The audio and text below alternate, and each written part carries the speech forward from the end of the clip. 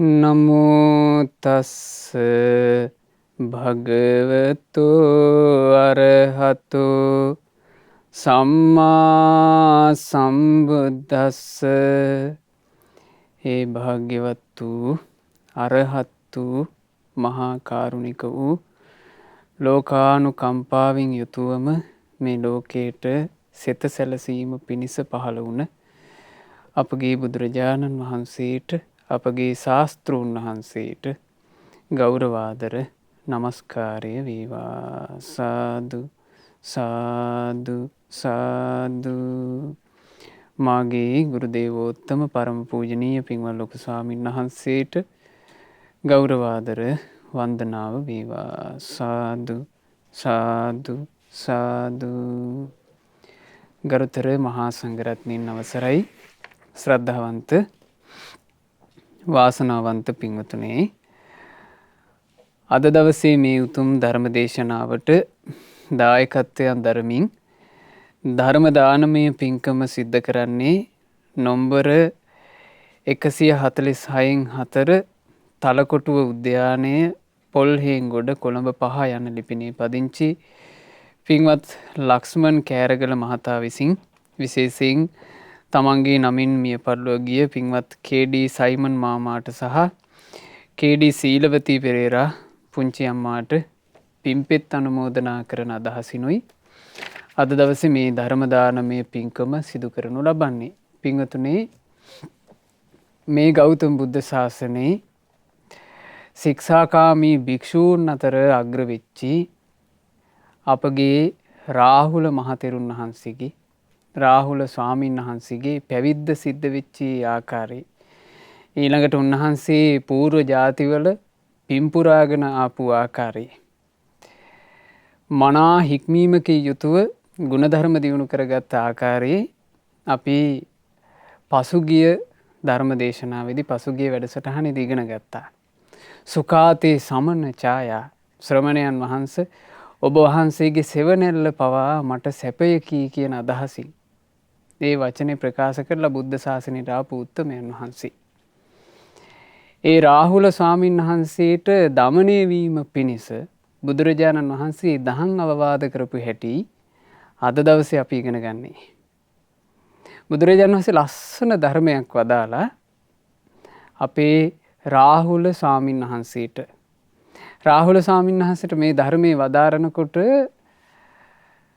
රාහුල ස්වාමීන් වහන්සේගේ වයස අවුරුදු 7ක්. ඒ කියන්නේ පැවිදි වුණා විතරයි වගේ.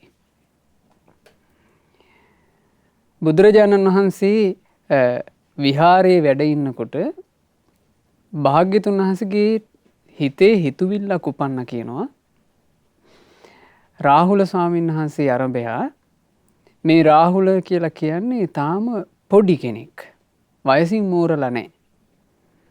මේ පොඩි ළමයි, මේ චූටි අය හරි ඉක්මනට යොමු වෙනවා බොරු කියන්න. හරි ඉක්මනට පුංචි අය බොරු කීමට ලොල් වෙලා යනවා. බොරු කියනවා. මේ බොරු කීම කියන එකේ ආදීනවය නිසා රාහුලයන්ට පහදලා දෙන්න ඕන කියලා බුදුරජාන් වහන්සේට හිතක් උපන්නා. මේ ගැන විස්තර තියෙන්නේ අටුවා පොත් වහන්සේගේ. ඉතින් ඊට පස්සේ තමයි බුදුරජාණන් වහන්සේ වැඩම කරලා මේ ලස්සන ධර්මයේ වදාලේ. භාග්‍යතුන් වහන්සේ ඒ කාලේ වැඩ හිටියේ රජගහ නුවර වේළුවනාරාමේ.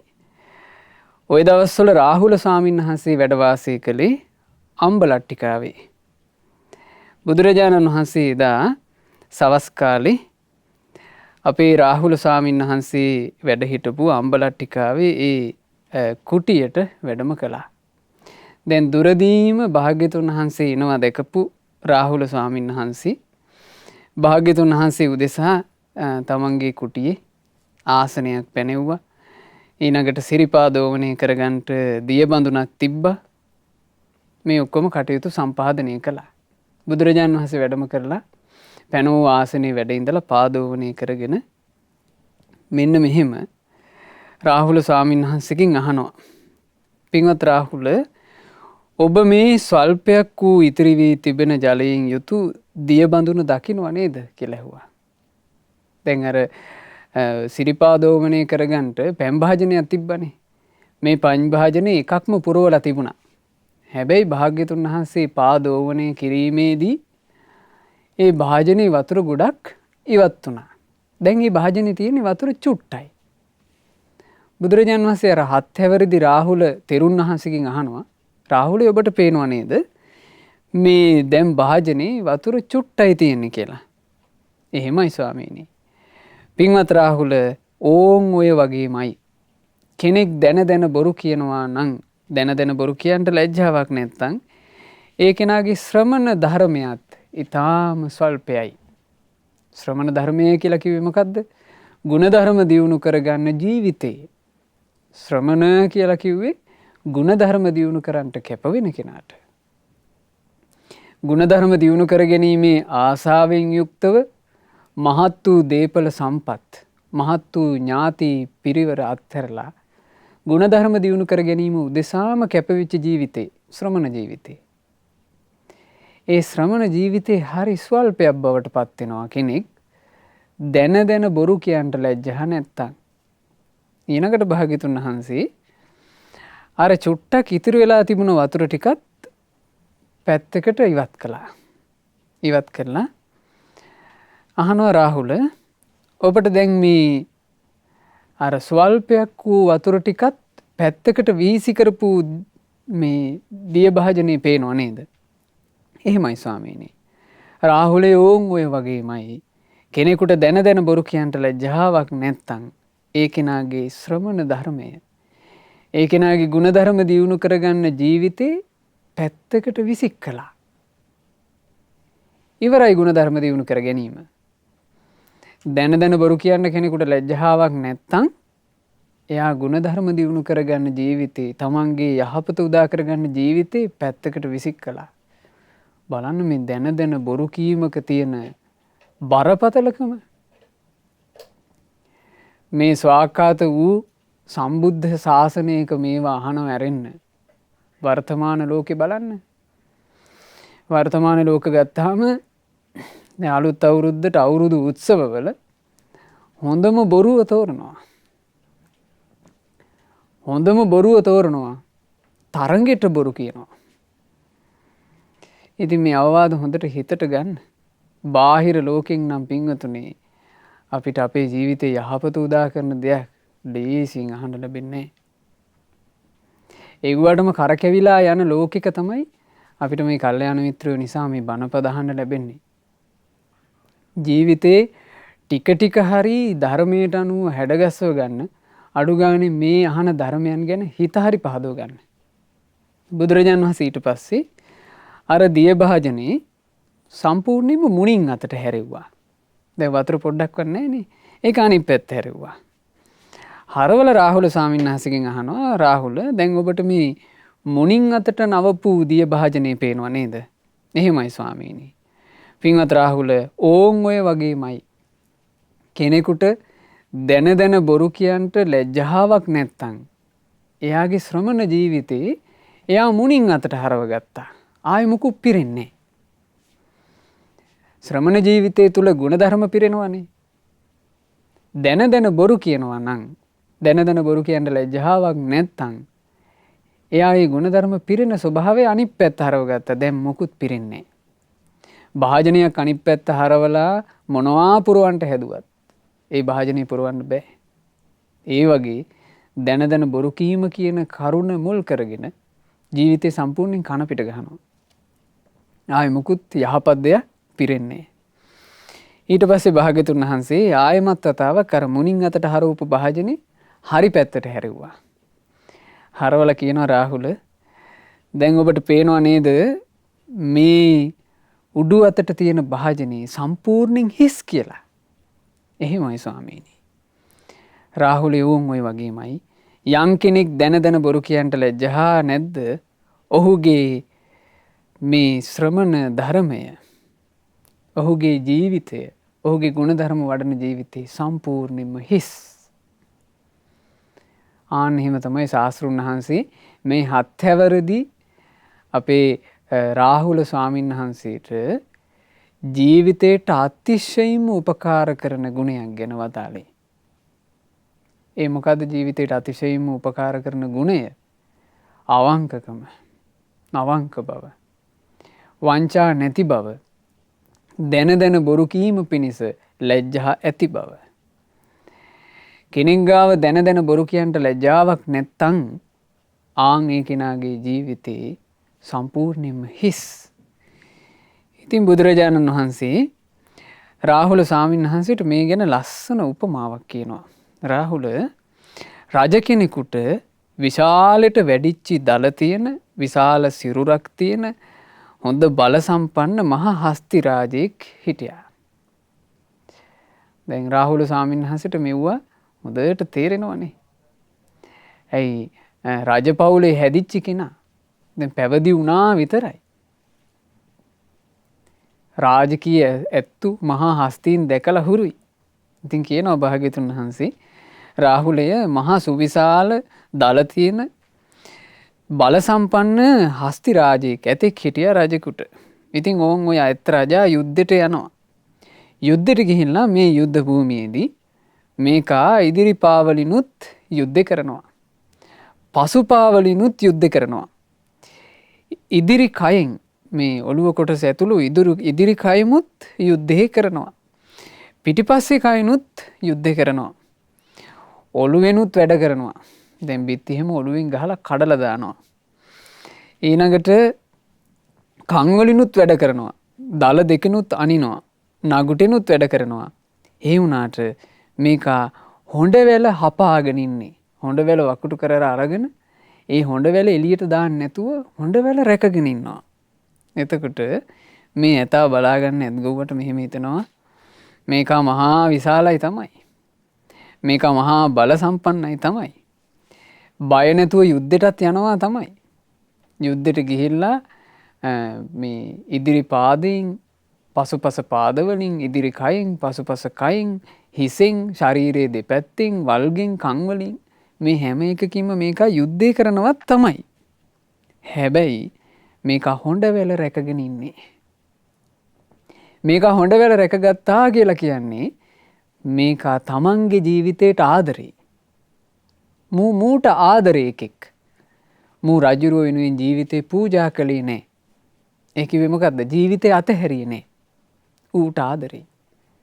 ඌට ආදරේ ඇතෙක් තමයි මේ ඉන්නේ. එහෙම හිතුණ ඇත්ගොව්වට. හැබැයි ඇත්ගොව්වා දකිනවා දැන් මේ ඇතා ටිකක් වෙලා යුද්ධ කරනකොට මේ ඇතා අර හංගගෙන හිටපු හොඬවැලත් එළියට අරගෙන මේකා දැන් කිසි බයක් නැතුව හොඬවැල හිට මෙහෙට ඉස්සරහට දිග කර හොඬවැලෙමුත් යුද්ධ කරනවා. එතකොට ඇත්ගොව්වා කල්පනා කළා අප්පේ මේකා දැන් විනාසයි. මේකා හොඬවැල එළියට දැම්මා කියලා කියන්නේ මේකාගේ ජීවිතේ අත්හැරියා. දැන් මූට රාජ්‍යරුව වෙනුවෙන් කරන්න බැරි දෙයක් නැහැ. මොකද මුගේ ජීවිතේ අත්හැරලා. බුදුරජාණන් වහන්සේ වදාලා ආන් ඔය වගේමයි පින්වත් රාහුල. යම්කිසි කෙනෙකුට දැන බොරු කියන්ට ලැජ්ජාවක් නැද්ද? ඔහුට නොකල හැකි පාපයක් නැහැ කියලයි මං කියන්නේ. යම් කෙනෙකුට දැන බොරු කියන්ට ලැජ්ජාවක් නැත්නම් හරියට හොඬවැලත් අතහැරපු හස්තියා වගේ. ඒක උට තියෙන ආදරේ අතහැරපු එකෙක්. ඒ වගේ තමන්ගේ ජීවිතයට තමන් ආදරේ නම් හස්තියා හොඬවැල රකින්නවා වගේ රැක ගන්න ඕන ගුණය දැන බොරු කියන්ට ලැජ්ජා වීමයි. දැන බොරු කියන්ට කෙනෙකුට ලැජ්ජාව නැතුව ගියා කියලා කියන්නේ හරියට අර හස්තියා හොඬවැලත් අතහැරියා වගේ. ඌ ජීවිතය අත්හැරියා. ඌට ඊට පස්සේ කරන්න බැරි දෙයක් නැහැ. ඒ වගේමයි දැන බොරු කියන කෙනාට කළ නොහැකි පාපයක් නැත්තේය. ඒ නිසා රාහුල ඔබ මේ මෙහෙම හික්මෙන්ට, මෙහෙම පුහුණු වෙන්න විහිළුවකටවත් මම නම් බොරු කියන්නේ නැහැ. එහෙම හික්මෙන්න. විහිළුවකටවත් මම මේ කටින් බොරුවක් නම් කියන්නේ නැහැ. එහෙම හික්මෙන්න කිව්වා. වයස අවුරුදු 7යි මේ අවවාදය අහනකොට. ඒ කාලෙම රැක ගැනීම පිණිස බුදුරජාණන් වහන්සේ මේ ධර්මයේ වදාළේ. ඒ නිසා තමන් තමන්ගේ ජීවිතයට ආදරේ නම් මේ බණපදේ ඇහුවට පස්සේවත් මේ මොහොතේ ඉඳලවත් අපි හික්මෙන්න මහන්සි ගන්න ඕන මේ අවවාදය තුල. ඒ තමයි පින්වතුනේ විහිළුවකටවත් බොරු නම් කියන්නේ නෑ කියන තැනටයි එන්න ඕනේ ජීවිතේ රැකගන්න කැමති කෙනා. එහෙම අපි රැකගත්තොත් අපේ ජීවිතේට යහපත සිද්ධ වෙයි. බුදුරජාන් වහන්සේ ඊට පස්සේ වදාලා රාහුල මේ ගැන ඔබ මොකක්ද හිතන්නේ? කණ්ණාඩියකින් තියෙන්නේ මොන ප්‍රයෝජනයක්ද? රාහුල ස්වාමීන් වහන්සේ කියනවා ස්වාමීනි හොඳින් විමසා බැලීම ප්‍රයෝජන කරගෙනයි කණ්ණාඩිය තියෙන්නේ. ඒ කියන්නේ කණ්ණාඩිය ගාවට ගිහිල්ලා කෙනෙක් මොකද කරන්නේ? කණ්ණාඩියෙන් හොඳට විමසලා බලනවා. තමන් ගැනම විමසා බලනවා කණ්ණාඩියෙන්. රාහුලය ඕන් ඔය විදිහමයි. හොඳින් විමසා බලා තමයි කයින් ක්‍රියාවක් කළ යුත්තේ. හොඳින් විමසා බලා තමයි වචනේනුත් ක්‍රියාවක් කළ යුත්තේ. හොඳින් විමසා බලා තමයි මනසිනුත් ක්‍රියාවක් කළ යුත්තේ. බුදුරජාණන් වහන්සේ අර දැන බොරු කියන්න එපා කියන අවවාදේ කරාට පස්සේ රාහුල ස්වාමීන් වහන්සේට මේ අවවාදේ කරන්නේ. මොකද තමන් ගාව තමන්ව රැකගන්න කැමැත්ත නැත්තම් ඒ කැමැත්ත කෙනෙක් උපදවාගෙන නැත්තම් මේ ඊතුරු අවවාද වැඩක් නැහැ. තමන්ට ආසාවක් තියෙන්න ඕන තමන්ව රැක ගන්න ඕනේ කියලා. තමන්ට ආන්නේ ආසාව තියෙනවා නම් එයා තමන්ව රැකගන්නේ මොකෙන්ද? අවංකකමෙන්. අවංකකමෙන් තමයි තමන්ව රැකගන්නේ. බුදුරජාණන් වහන්සේ හරි ලස්සන කාරණාවක් වදාළනේ එක අවස්ථාවක භාග්‍යවතුන් වහන්සේ වදාරනවා මහණෙනි මගේ ළඟට එනවා නම් ඍජු ගති තියෙන අවංක සටකපට නැති එහෙම පුද්ගලයෙක් මං ඒ පුද්ගලයාට උදේ අවවාද කරනවා දවල් වෙද්දී ඔහු ධර්ම අවබෝධ කරනවා. ධර්ම අවබෝධ කරන්න ප්‍රධාන සුදුසුකමක් අවංකකම, අවංක භාවය. දැන වංචා නොකරන බව, දැන බොරු නොකියන බව, සත්‍යවාදී බව. මේක කෙනෙක් ගාව තියෙනවනම් ඒක යාට ධර්ම අවබෝධ කරන්න සුදුසු ගුණය. මොකද භාග්‍යවතුන් වහන්සේ වදාලේ නෑ මෙහෙම. ඒ කියන්නේ අනේ මගේ ළඟට එනවා නම් රාගෙ නැති කෙනෙක්, ද්වේෂෙ නැති කෙනෙක්, මෝහෙ නැති කෙනෙක් මෙහෙම වදාලේ නෑ. වදාලේ කොහොමද? මගේ ළඟට එනවා නම් සටකපට නැති, මායා නැති, ඍජු ගති ඇති අවංක කෙනෙක්. ඒක තමයි ධර්ම අවබෝධ කරන්න තියෙන සුදුසුකම. ඉතින් භාග්‍යවතුන් වහන්සේ වදාලා රාහුලය කණ්ණාඩියකින් විමස බලා කටයුතු කරනවා වගේ කායික ක්‍රියා, වාචසික ක්‍රියා, මානසික ක්‍රියා කළ යුත්තේ විමසා බලා, හොඳින් විමසා බලා. රාහුලය කොහොමද විමසා බැලීම කියන එක කරන්නේ? මේ මෙහෙම හිතන්න කියනවා. මම දැන් මේ යම්කිසි ක්‍රියාවක් කයින් කරන්නට යන්නේ. මම මේ කයින් කරන ක්‍රියාව මට විපත පිණිස පවතින එකක්ද? කොහොමද කායික ක්‍රියාව ගැන බලන්න කිව්වේ? කණ්ණාඩියෙන් බලනවා වගේ බලන්න කිව්වා. මේ කරන කටයුත්ත මට විපතක්ද? අන් අයට විපතක්ද? මටත් අනුන්ටත් යන දෙපැත්තටම විපතක්ද? ඊළඟට මේ කයින් කරන ක්‍රියාව කුසලයක්ද අකුසලයක්ද?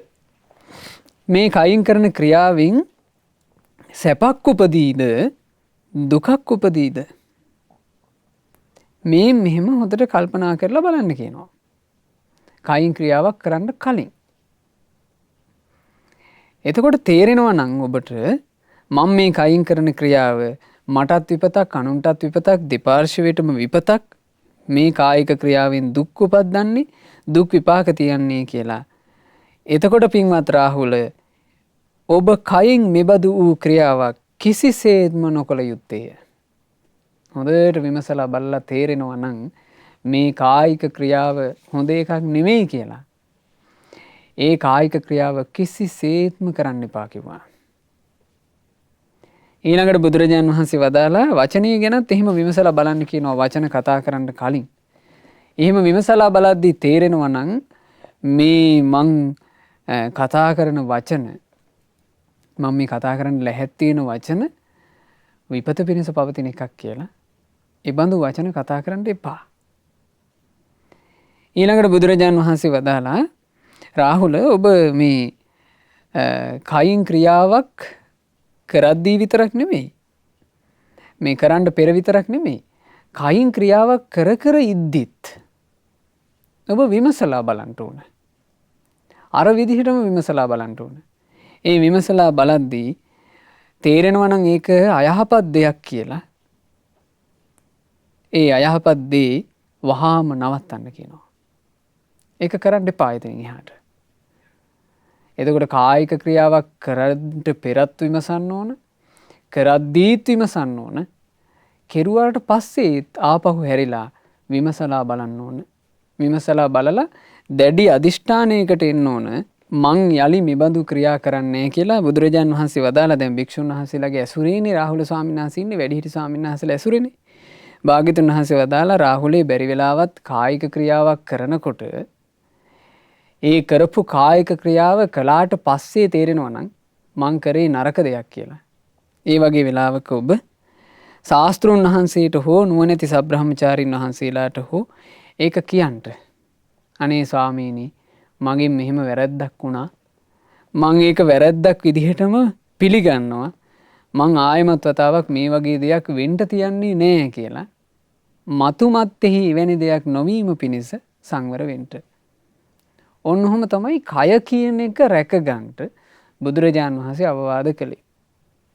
රාහුල ස්වාමීන් වහන්සේට ওই විදිහට කය ආරක්ෂා කරගන්න හැටි කියලා දුන්නා.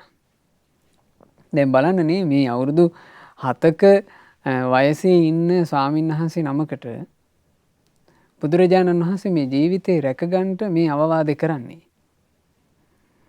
ඉතින් අපි මේ බණපදේ අහලා අපි අඩු ගානේ මේ වයස්වලදීවත් අපේ ජීවිතේට මේක හරියට ගලපා ගත්තොත් අපේ ජීවිතේ මේ කය කියන එක අපිට හැබෑවටම රැක ගන්න පුළුවන්. සාමාන්‍යයෙන් මේ ලෝකේ කය සම්බන්ධයෙන් හොඳ පුරුදු මොනවද කියලා මේ වර්තමානයේ අහුවොත් එහෙම ඒ අයට හොඳ පුරුදු හොඳ පැවතුම් විදිහට මේ කතා කරන්න තියෙන්නේ දවසට 3 වතාවක් දත් මදින එක මේ වගේ දේවල්. එයින් එහා කයේ පිරිසිදු බවක් ගැන මේ ලෝකයා දන්නේ නැහැ. හැබැයි සියල්ල දන්නා සියල්ල දක්නා භාග්‍යතුන් වහන්සේ කය සම්බන්ධයෙන් වදාළේ කය රැකගන්නවා කියලා වදාළේ ඔන්න ඔය කාරණේ. ඊළඟට බුදුරජාණන් වහන්සේ දේශනා කළා රාහුලය කයෙන් කරන ක්‍රියාව විතරක් නෙමෙයි වචනෙන් කරන ක්‍රියාවත් කරන්ට පෙරත් විමසන්න ඕන. කරන්ට පෙර විමසද්දී තේරුණොත් මේක විපතක් කියලා වහාම ඒ වචනේ නවත්තන්න ඕන. වචන කතා කර කර ඉද්දීත් නුවණින් කතා කරන්න ඕන. ඒ කතා කරන අතරේ තේරුණොත් එහෙම අපි මම මේ කතා කරන වචනේ මහා විපතක්නේ. මෙලෝ පරලෝ දෙලොවටම වැඩක් නැති එකක් නෙමේ වචනේ. මටත් අනුන්ටත් ප්‍රයෝජනවත් නැති එකක් නෙමේ වචනේ කියලා තේරුණොත් ඒ කතාව එතනින්ම නවත්තන්න ඕන.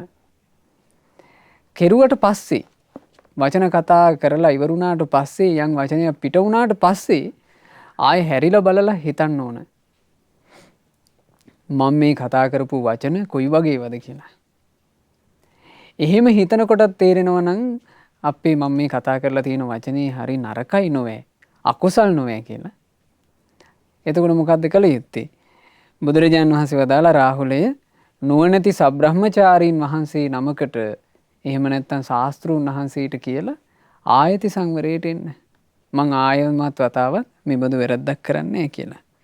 ඉතින් බුදුරජාණන් වහන්සේ ඔහොම වචනේ රැක ගන්න විදිහත් කියලා දුන්නා.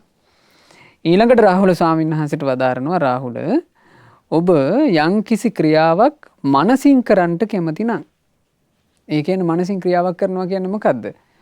මනසින් චේතනාව පහළ කරලා යමක් හිතනවා. ඒක හිතන්ට පෙරම නුවණින් සලකලා බලන්න කියනවා. කණ්ණාඩියෙන් බලනවා වගේ මේක මට හොඳ එකක්ද? අනුන්ට හොඳ හිතුවිල්ලක්ද? මේක කුසලයක්ද? මේක අකුසලයක්ද? මේකෙන් දුක් විපාක ඇති කරයිද කියලා හොඳට බලන්න කියනවා. එහෙම බලනකොට තේරුණොත් එහෙම මනසින් හිතන හිතුවිල්ල අයහපත පිණිස පවතින එකක් කියලා ඒ හිතුවිල්ල හිතන්ට එපා. මනසින් යම් කාරණාවක් විතර්ක කර කර ඉන්නකොට මනසින් හිත හිත ඉන්නකොට ඒ ඉන්න අතරෙත් නුවණින් සලකලා බලන්න කියනවා මම මේ හිත හිත ඉන්න එක හොඳ එකක්ද කියලා. එතකොටත් තේරුණොත් එහෙම මම මේ හිත හිත ඉන්න හිතවිල්ල හරි නරක එකක් නේ කියලා. බුදුරජාණන් වහන්සේ වදාලා රාහුලය ඒ හිතවිල්ල වහාම නවත්තන්න ඕන. ඒක කිසිසේත්ම හිතන්න එපා. ඊළඟට මනසින් හිතවිල්ලක් හිතලා ඉවර වුණාට පස්සෙත් ආපහු හැරිලා බලලා හොඳට විමසලා බලන්න කියනවා. දැන් මෙහෙම විමසලා බලන්නේ කවුද? අවංක කෙනෙක්. තමන්ගේ ජීවිතේ රැකගන්න ඕන කියලා තමන්ම හිතන කෙනෙක්. ඒක නා මනසින් කරපු ක්‍රියාවත් ඔහොම විමසලා බලනකොට එයාට තේරෙනවා නම් අපේ මම මේ මනසින් කරපු ක්‍රියාව අකුසලයක් නේද? මේ කරපු ක්‍රියාවෙන් මට යහපත පිණිස සැපේ පිණිස පවතින්නේ නෑ නේද කියලා මේ මෙහෙම තේරෙනවා නම් ඒක සම්බන්ධයෙන් කටයුතු කරන්න කිව්වේ මෙන්න මෙහෙම. එතකොට පින්වත් රාහුල ඔබ මනසින් කරන ලද ක්‍රියාව පිළිබඳව කම්පාවට පත්විය යුතුය. ලැජ්ජාවට පත්විය යුතුය. පිළිකුල උපදවා ගත යුතුය. එසේ කම්පාවට පත්වී ලැජ්ජාවට පත්වී පිළිකුලට පත්වී නැවත අනාගතයේ එවැනි සිතුවිල්ලක් නූපදවීම පිණිස සංවර විය යුතුය. ඒක අර සබ්‍රහ්මචාරීන් වහන්සේලා අතින් ගිහින් කියන්න කියලා භාග්‍යවතුන් වහන්සේ වදාළේ නැහැ. ඒකට මොකද්ද කළ යුත්තේ? තමන්ම තමන්ට ගරහා කරගන්න ඕන. සිකේ උඹ මේ වගේ හිතුවිල්ලක් හිතුවා නේද? මේ හිතුවිල්ල උඹට අකුසලයක් නේද? මේක නරක හිතුවිල්ලක් නේද කියලා තමන් මේ හිතුවිල්ලට ගරහනවා. ගරහලා යලි ඒ බඳු හිතුවිල්ල නූපදීම පිණිස සංවර වෙන්න. බුදුරජාණන් වහන්සේ ඔන්නෝම සිත කය වචනයෙන් වෙන මේ අයහපත් දේවල් වළක්ව ගන්න හැටි රාහුල ස්වාමීන් වහන්සේට වදාලා. ඊළඟට භාග්‍යවතුන් වහන්සේ වදාලා රාහුලය කයින් වේවා වචනයෙන් වේවා හිතින් වේවා යම් ක්‍රියාවක් කරන්නට පෙර හිතද්දී තේරෙනවා නම් මේක මටත් හොඳ එකක්. අනුන්ටත් හොඳ එකක්. දෙපාර්ශ්වයටම හොඳ දෙයක්. මේක කුසල් මේක පුරුදු කළොත් එහෙම යහපතක්මයි සිද්ධ වෙන්නේ කියලා. ආන් එහෙම මේ කායික වාචික මානසික ක්‍රියාව බොහොම සතුටින් පුරුදු කරන්න. ඊළඟට භාග්‍යවතුන් වහන්සේ වදාලා ඒ බඳු ක්‍රියාවක නියැලෙමින් ඉද්දී තේරෙනවා නම් මේවා යහපත් ක්‍රියා කියලා ඒකම දිගට සතුටින් කරගෙන යන්න. ඊළඟට හරි ලස්සන එකක් වදාලා. රාහුල යම්කිසි කායික ක්‍රියාවක් වේවා වාචික ක්‍රියාවක් වේවා මානසික ක්‍රියාවක් වේවා කළාට පස්සේ තමන් හැරිලා බලනකොට තේරෙනවා නම් මං කරපු ක්‍රියාව මටත් හොඳයි අනුන්ටත් හොඳයි දෙපාර්ශ්වයටම හොඳයි ඒක කුසලයක්. ඒකෙන් සැප විපාක උපදින්නේ සැප සහගත දෙයක් මං කළා කියලා තේරෙනවා නම් බුදුරජාණන් වහන්සේ හරි ලස්සන කරුණක් වදාලා රාහුලය එබඳු අවස්ථාවක ඔබ ඒ තමන් කරපු ක්‍රියාව සම්බන්ධයෙන් සතුටු වෙලා ප්‍රීති ප්‍රමුදිත භාවයෙන් යුතුව දිවා රාත්‍රී දෙකෙහිම කුසල් දහම් දියුණු කර ගනිමින් වාසය කරන්නට. ඒ වගේ වෙලාවක තමන් කරපු දේවල් වලින් සතුටු වෙන්න කියනවා. එතකොට අපිට අපේ ජීවිතේට මෙන්න මේක ගලප ගත්තොත් පින්වතුනි අපේ දොස් ටිකත් ඔක්කොම හදාගන්න පුළුවන්.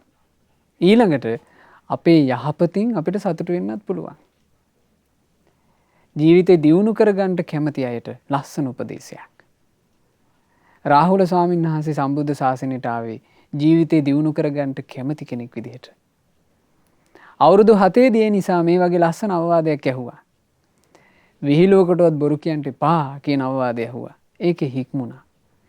ඊට පස්සේ හොඳට සිත කය වචනේ උන්වහන්සේ සංවර කරන්න මහන්සි ගත්තා. බුදුරජාන් වහන්සේ මේ කාරණේ ගැන වදාරලා මේ කරුණ තහවුරු කරන්නට මේ කාරණේ වටිනාකම පහදලා දෙන්න භාග්‍යවතුන් වහන්සේ වදාරනවා රාහුලය අතීතයේ යම්කිසි කෙනෙක් කායික ක්‍රියාව පිරිසුදු කළා නම් වාචික ක්‍රියාව පිරිසුදු කළා නම් මානසික ක්‍රියාව පිරිසුදු කළා නම් ඕන් ඔය විදිහට කණ්ණාඩියෙන් බලනවා වගේ විමස බලබලාමයි මේක කළේ. මේක නිකන් ඉබේ පහළ වෙනවා වගේ වෙන එක නෙමෙයි. ප්‍රායෝගිකව කරන්න ඕන එකක්.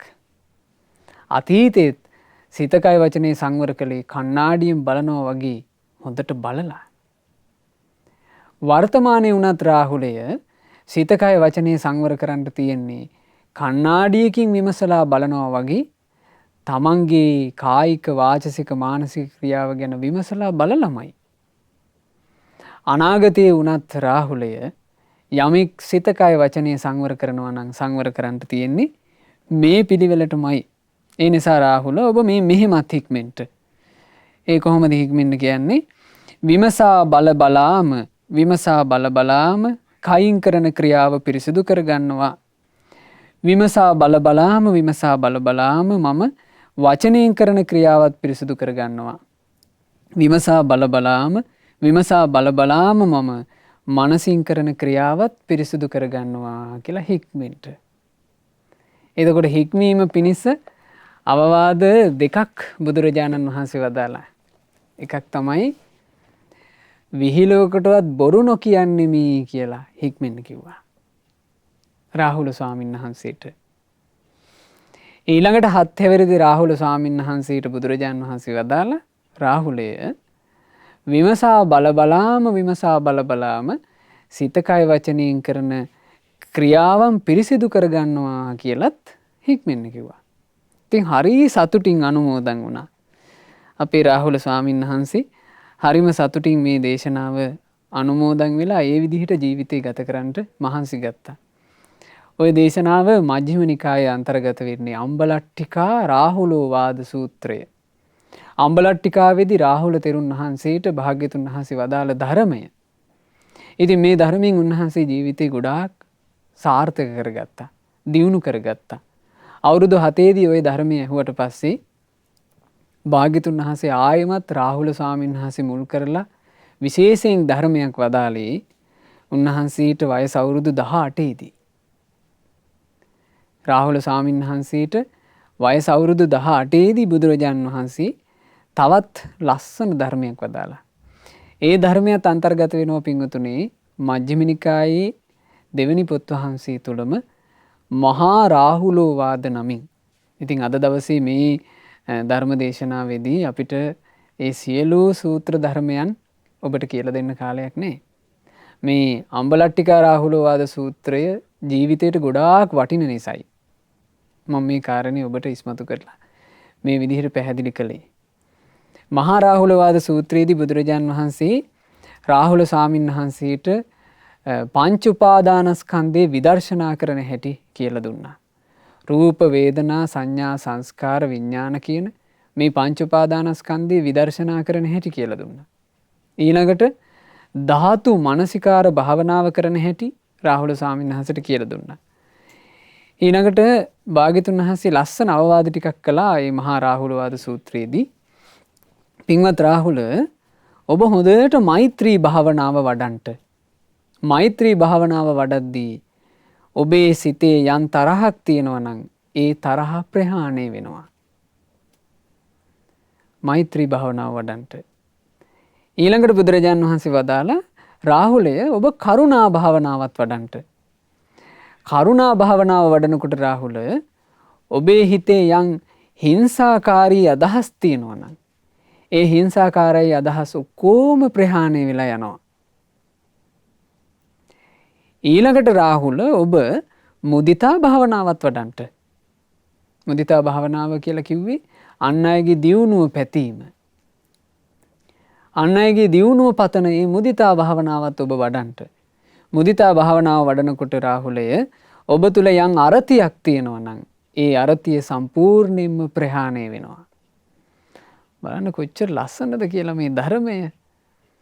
බුදුරජාන් වහන්සේ අනුක්‍රමිකව හික්මෙන්න කැමති කෙනෙකුට ලස්සනට මේ ධර්මය කියලා දෙන හැටි. අපි පින්වතුනේ පීඩා විඳින්නේම මේ ප්‍රශ්න වලින් නේද? තරහෙන් පීඩා විඳිනවා. ඊළඟට නොයෙකුත් හිංසාකාරී හැඟීම්, අනිත් අයව රිදවන්ට එන හැඟීම් මේවා හින්දා පීඩා විඳිනවා. ඊළඟට නොයෙක් ඉරිසියාකාර හැඟීම් ඒ වගේම පීඩා විඳිනවා. ධර්මයේ හිත පිහිටන්නේ අරතිය ඇති වෙනවා ඒ වගේම පීඩා විඳිනවා. බලන්න මේ පීඩා හැම එකම මැඩගෙන යන්න කුසලයක්. බුදුරජාණන් වහන්සේ හරි ලස්සනට පහදන හැටි. ඊළඟට බුදුරජාණන් වහන්සේ රාහුල ස්වාමීන් වහන්සේට වදාලා රාහුලේ ඔබ තව උපේක්ෂා භාවනාවත් වඩන්න. උපේක්ෂා භාවනාව වඩනකොට රාහුල ඔබ තුල තියෙනවන යම් පටිඝයක්. පටිඝය කියලා කිව්වෙ මොකද්ද? ගැටෙන එක. පොඩි දෙයටත් ගැටෙන එක. ආන්ගේ ගැටීම ඔබ තුලින් පහ වෙලා යනවා. සම්පූර්ණයෙන් ප්‍රහාණය වෙනවා. මේ ගැටීම කියන එකත් ජීවිතවලට හරියට තියෙන ප්‍රශ්නයක් නේ. පුංචි කාරණයක් ඇති ගැටෙනවා. ගැටිලා ඒකත් එක්ක සමහරලාවට ගැටීම කියන එක අඳුනගත්තේ නැති කෙනා ඒකත් එක්ක පටලැවිලා සමහරලාවට බද්ධ වෛරය දක්වා මේක අරගෙන යනවා. භයානක අකුසල්. ඒ නිසා භාග්‍යතුන් වහන්සේ වදාලා මේ උපේක්ෂා භාවනාව වඩන්ට එතකොට පටිඝයට තියෙන තැන නැතුව යනවා. ඊළඟට රාහුල ඔබ අසුභ භාවනාවත් වඩන්ට. අසුභ භාවනාව හොඳට වඩනකොට ඔබේ තුල යම් රාගයක් තියෙනවා නම් රාහුලයේ ඒ රාගය සම්පූර්ණයෙන්ම නැතුව යනවා. බලන්න මේ හරියට මේ යුද්ධයක් පිණිස එළඹෙන කෙනෙකුට සතුරෝ ටික පෙන්නනවා. මේ මෙව තමයි ධර්ම මාර්ගයට බාධා කරන සතුරෝ. ඒ සතුරන් මඩින්ට රාහුලය ඔබ මේ අවිය පාවිච්චි කරන්නට කියලා අවිය පෙන්නනවා වගේ භාග්‍යතුන් වහන්සේ මේ කුසල් පෙන්වන්නේ. ඉතින් අකුසල් හිතට එනකොට ඒ අකුසල් මේ කුසල් බලයෙන් යුක්තව මැඩීමම තමයි වීරිය කියලා කියන්නේ. ඒ වීරියවන්තයෙකුට තියෙන්න ඕන පළවෙනිම දේ තමයි පින්වතුනි තමන්ගේ ජීවිතයේ සුවපත් කර ගැනීම පිණිස දියුණු කර ගැනීම පිණිස ආරක්ෂා කර ගැනීම පිණිස අවංක බව. ඒක යාට ඕනම එකක්. ඒක නැතුව මොකුත්ම ලැබෙන්නේ නැහැ. ඒ හින්දාමයි භාග්‍යතුන් වහන්සේ රාහුල ස්වාමීන් වහන්සේට අවුරුදු 7 දී ඒ අවංක බව ගැන කියලා දුන්නේ. ඒ අවවාදී හික්මිච්ච කෙනාට තමයි බුදුරජාණන් වහන්සේ දැන් මේ ධර්මයන් වදාළන්නේ. ඊළඟට වදාලා රාහුලය ඔබ තව අනිත්‍ය භාවනාවත් වඩන්ට. අනිත්‍ය භාවනාව වඩනකොට රාහුලය ඔබ තුල යම් මාන්නයක් තියෙනවා නම් ඒ මාන්නය සම්පූර්ණයෙන්ම ප්‍රහාණය වෙලා යනවා. ඉතින් බුදුරජාණන් වහන්සේ ඕන ඔය විදිහට ඒ මහා රාහුලෝවාද සූත්‍රයේදීත් නොයෙක් අයුරින් අවවාද අනුශාසනා සිද්ධ කළා. දැන් මේ දේවල් පුරුදු කර ගන්නකොට තමයි හිතට ඒ වෙලාවට එන අකුසල් මැඩගෙන කුසලයේ තුල හිත රැකගෙන යා හැක්කේ. දැන් කෙනෙක් මේවා පුරුදු වෙලා හිටියේ නැත්තම් ඒ කියන්නේ අකුසලයේ ආවට පස්සේ දඟලලා මේවා එකපාර කරන්න අමාරුයි. හිතට රාග හිතුවිල්ලක් ආවට පස්සේ එකපාර අසුබ විදිහට බලලා කෙනෙකුට දුරු කරගන්න අමාරුයි අසුබේ පුරුදු වෙලා හිටියේ නැත්තම්. ඒකට හරිය ලස්සන උපමාවක් වදාලානේ අපේ නාගසේන මහරහතන් වහන්සේ. නාගසේන මහරහතන් වහන්සේ මිනිඳු රජුරවන්ට කියනවා මිනිඳු රජතුමනි කල්ැතුවම තමයි කියනවා කෙනෙක් පිපාසයට දියදෝතක් ගැනීම පිණිස ලිඳ කනින්න ඕන. කල්ැතුවම ලින් හාර ගන්න ඕන කියනවා. ලිඳ හාරගෙන උල්පත පාදගෙන ඒ ලිඳ වතුරෙන් පුරවාගෙන තිබුණොත් පිපාස එනකොට බොන්ට වතුර තිබේ. පිපාසයේ පැමිණෙනා කල්හි බීමට වතුර තිබේ. හැබැයි අපි හිතමු කෙනෙක් ලිඳක් ගැන හිතලවත් නැහැ. උල්පතක් තියෙන තැනක් ගැන හිතලාවත් නැහැ. ඔන්න පිපාස එනවා. පිපාසය ආවට පස්සේ මිනිහට කල්පනා වෙනවා ලිඳක් තිබ්බා නම් උල්පතක් පෑදුනා නම් ඒ ලිඳ වතුරින් පිරී ගියා නම් මට බිව් හැකියි කියලා. පිපාසෙන් හිම්බත් වෙලා මිනිස්සයා ලින් හාරන්න දැඟලුවොත් ඒක සාර්ථකයිද අසාර්ථකයිද? සම්පූර්ණයෙන්ම අසාර්ථකයි. සම්පූර්ණයෙන්ම අසාර්ථකයි. ඒක යට කරගන්න බෑ. ආන් ඒ වගේමයි කෙනෙක් කල්ැතුවම ලස්සන ගුණදහම් වලින් ලස්සන කුසල් වලින් ජීවිතේ පෝෂණය කරගන්න ඕන. එහෙම ජීවිතේ පෝෂණය කරගත්ත කෙනාට ඒ අවස්ථාවල අකුසලයේ මඩින්ට අකුසලයේ දුරු කරන්න දෙයක් තියෙනවා. මෛත්‍රිය හොඳට වඩපු කෙනාට ද්වේෂ සහගත හිතුවිලි ආවොත් අර මෛත්‍රී බලයෙන් ද්වේෂය දුරු කරන්න පුළුවන්. හිංසා හිතුවිලි ආවොත් කරුණා භාවනාව වැඩුව කෙනාට ඒ කරුණාව කියන කුසලයෙන් ඒ හිංසා හිතුවිල්ල දුරු කරන්න පුළුවන්. මුදිතා භාවනාව හොඳට වඩපු කෙනාට ඒ මුදිතා චිත්තේ නිසා අරතිය සුවසේ දුරු කරන්න පුළුවන්. උපේක්ෂා භාවනාව වැඩුව කෙනාට පටිගයක් හටගත්තොත් එහෙම ඒක සැනකින් දුරු කරලා දාන්න පුළුවන්. ඊළඟට මේ අසුභ භාවනාව පුරුදු කරලා තියෙන කෙනාට යම්කිසි මේ නිමිත්තක් අනුනිමිත්තක් දැකලා සරාගී හිතක් චුට්ටක් උපන්නත් එයාට ඉක්මනට අසුභයට අනුව කල්පනා කරලා යෝනිසෝ මනසිකාරයේ යෙදිලා ඒක දුරු කරන්න පුළුවන්. මේ හැකියාව එයාට ලැබෙනවා. ඒ භාවනාව පුරුදු කරලා තිබුණොත්. ඊළඟට බුදුරජාන් වහන්සේ රාහුලවාද සූත්‍රයේදීම මේ රාහුල ස්වාමීන් වහන්සේට වදාලා රාහුලේ තව ආනාපාන සතියත් වඩන්ට. ආනාපාන සතිය වැඩුවොත් රාහුලය ඒක මහත්ඵලයි මහානිසංසයි. හොඳට මේ ආනාපාන සති භාවනාව කරපු කෙනාට අවසාන සුසුම් පොද අන්තිමේට ජීවිතේ හෙළන සුසුම් පොද පවා සිහියෙන් හෙලන්ට පුළුවන් රාහුලය. ඒ නිසා හොඳට ආනාපාන සතියත් වඩන්ට කියලා භාග්‍යතුන් වහන්සේ මහා රාහුලෝවාද සූත්‍රයේදී ඔන්න ඔය විදිහේ දහම් අවවාද ටිකක් තමයි කළේ. ඉතින් ඔබට කියව ගන්න පුළුවන් මජ්ක්‍ධිම නිකාය 2 පොත් වහන්සේගේ මේ මහා රාහුලෝවාද සූත්‍ර දේශනාව අන්තර්ගත වෙනවා. ඉතින් ඒ දේශනාවත් අහලා අපේ රාහුල ස්වාමීන් වහන්සේ ගොඩාක් සතුටු වුණා. සතුටින් අනුමෝදන් වෙලා ඒ ධර්මයේ පුරුදු කළා. ඊට පස්සේ භාග්‍යතුන් වහන්සේ ඊට අවුරුදු 2කට පස්සේ ඒ කාලේ භාග්‍යතුන් වහන්සේ වැඩ හිටියේ සවැත් නුවර ජේතවනාරාමේ. අපේ රාහුල ස්වාමීන් වහන්සේත් සවැත් නුවරමයි වැඩ හිටියේ. මේ වෙනකොට රාහුල ස්වාමීන් වහන්සේගේ වයස අවුරුදු 20ක්.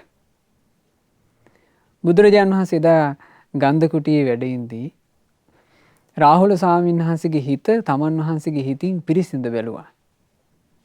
එතකොට ශාස්ත්‍රුන් වහන්සේට පේනවා රාහුල ස්වාමීන් වහන්සේ ධර්මාවබෝධයේ පිණිස මෝරලා. දැන් ධර්මාවබෝධ කරන්නට සුදුසුයි. රාහුලයන්ව අරහත්වේ හික්මවන්ට ඕන කියලා භාග්‍යතුන් වහන්සේ කල්පනා කළා. මේ සිදුවීම තියෙනවා පින්වතුනි චූල රාහුලෝවාද සූත්‍රය මජ්ක්‍ධිම නිකාය 3 පොත් වහන්සේගේ.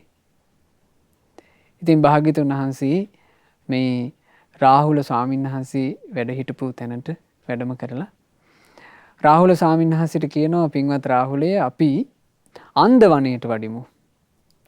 සවැත් නුවරට නුදුරට වෙන්න අන්දවණේ තිබුණේ. අපි අන්දවණයට වඩිමු කියලා. එහෙමයි ස්වාමීනි කියලා අපේ රාහුල ස්වාමීන් වහන්සේත් පත්කඩේ අරගෙන භාග්‍යතුන් වහන්සේ පිටිපස්සෙන්ම අන්දවණයට වැඩම කළා. මේ වෙලාවේ දෙවිවරු කතා වුණා කියනවා.